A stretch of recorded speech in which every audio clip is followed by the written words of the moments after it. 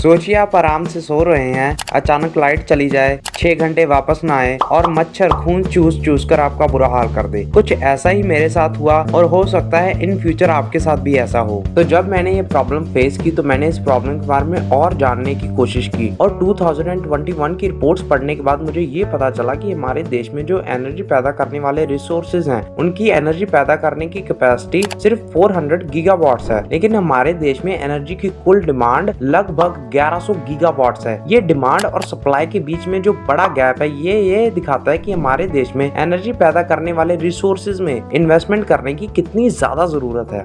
फिर हमारे जो एनर्जी प्रोड्यूस करने के मेजर रिसोर्सेज हैं वो लिमिटेड हैं, उनसे पोल्यूशन होता है और बायोडाइवर्सिटी पे बुरा असर पड़ता है। तो फिर जो सबसे लॉजिकल तरीका एनर्जी प्रोड्यूस करने का दिखाई देता है वो है रिन्यूएबल एनर्जी, यानी ऐसी एनर्जी जिसको बार बार यूज किया जा सकता है। For example wind energy, solar energy. पर इनके साथ प्रॉब्लम ये है कि ये सीजनल है। फॉर एग्जाम्पल हम सोलर एनर्जी को विंटर में यूज नहीं कर सकते।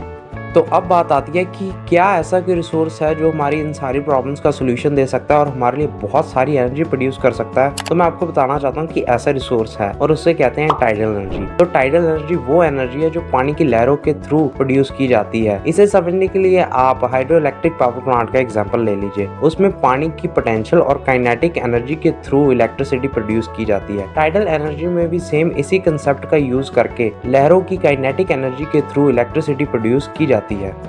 अब क्योंकि पोटेंशियल एनर्जी सरफेस एरिया के साथ इंक्रीज होती है और कंसीडरिंग हमारे इंडिया के पास एक बहुत बड़ी कोस्ट लाइन है, हमारे पास एक ऐसा रिसोर्स है जो अनयूज्ड है, हमारे लिए बहुत सारी एनर्जी पैदा कर सकता है और शायद हमारी एनर्जी की इस बहुत बड़ी डिमांड को पूरा कर सकता है। अब वेव एनर्जी को इलेक्ट्रिसिटी में कन्वर्ट करने के लिए स्पेशल डिवाइसेस का यूज किया जाता है जिन्हें वेव एनर्जी कन्वर्टर या फिर WECs कहा जाता है। अब क्योंकि ये फील्ड बहुत ज्यादा नहीं है, हमारे पास कोई स्पेशल डिजाइन नहीं है WECs का जो बहुत इफेक्टिवली वेव एनर्जी कन्वर्जन कर सके, लेकिन मैं आपको कुछ इंटरेस्टिंग WECs के बारे में यहाँ पे बताना चाहूंगा।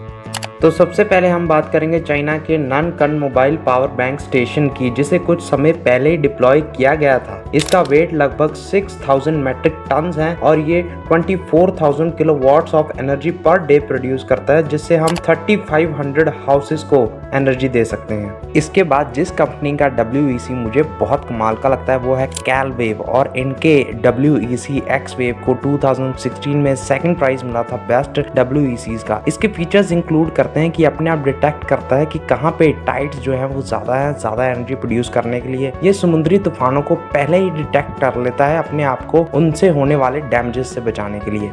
तो अब आप मुझसे पूछेंगे कि मिस्टर कंडियारा, अगर हमारे पास इतने अच्छे WECs हैं तो हमें हर जगह टाइडल एनर्जी देखने को क्यों नहीं मिलती? तो इसका सिंपल आंसर है मेरे दोस्तों, क्योंकि लहरें कभी रुकती नहीं और ये कॉन्स्टेंटली WECs को इधर उधर फेंकती रहते हैं, जिनसे वो बहुत जल्दी डैमेज हो जाते हैं। फिर सी वाटर बहुत ही ज्यादा क्रोसिव होता है और ऐसे डिवाइसेस के लिए बहुत ही ज्यादा खतरनाक है जिनमें इलेक्ट्रिकल कंपोनेंट्स होते हैं जैसे WECs। फिर क्योंकि ये रेगुलरली डैमेज होते रहते हैं तो इन्हें हैंडल करने के लिए टीम्स को हायर करना पड़ता है जो कॉन्स्टेंटली इनके मेंटेनेंस का ध्यान रखते हैं, जो बहुत ही ज़्यादा एक्सपेंसिव हो जाता है। लेकिन इन सारी प्रॉब्लम्स के बाद भी हमारे देश के IIT मद्रास के अलुमनीस ने 2022 में एक WEC डिज़ाइन किया और उसे तमिलनाडु के नज़दीक डिप्लॉय किया। और इन्होंने ये भी कहा कि 2030 तक हमारे पास WECs का ऐसा स्ट्रक्चर होगा जो per year 500 gigawatts of energy produce करेगा, जो शायद हमारे देश की बड़ी एनर्जी की डिमांड को पूरा कर सके। रिसर्चर्स ने यह भी कहा है कि WECs को ज़्यादा इफेक्टिवली यूज़ करने का तरीका यह है कि उसे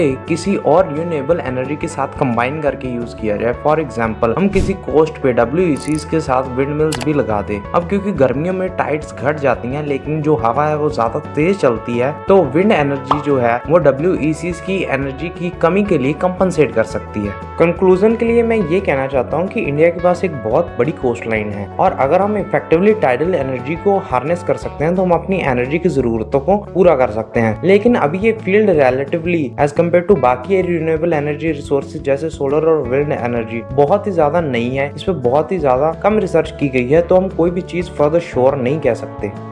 लेकिन आप हमें कमेंट्स में जरूर बताइए कि क्या आपको लगता है कि tidal energy future of energy है। और आप सबका बहुत बहुत थैंक यू, आपने हमारे लास्ट वीडियो को बहुत ज़्यादा प्यार दिखाया। मैं चाहता हूँ कि आप इस वीडियो को भी प्यार दिखाएं। वीडियो अच्छी लगी हो तो लाइक कर देना। ऐसा ही कंटेंट और देखना चाहते हो तो चैनल को सब्सक्राइब जरूर कर लो। जब भी एक सब्सक्राइबर बढ़ता है ना तो मुझे बहुत ही कमाल का मोटिवेशन मिलता है आपके लिए ऐसा ही कंटेंट लेके आने के लिए। और थैंक यू।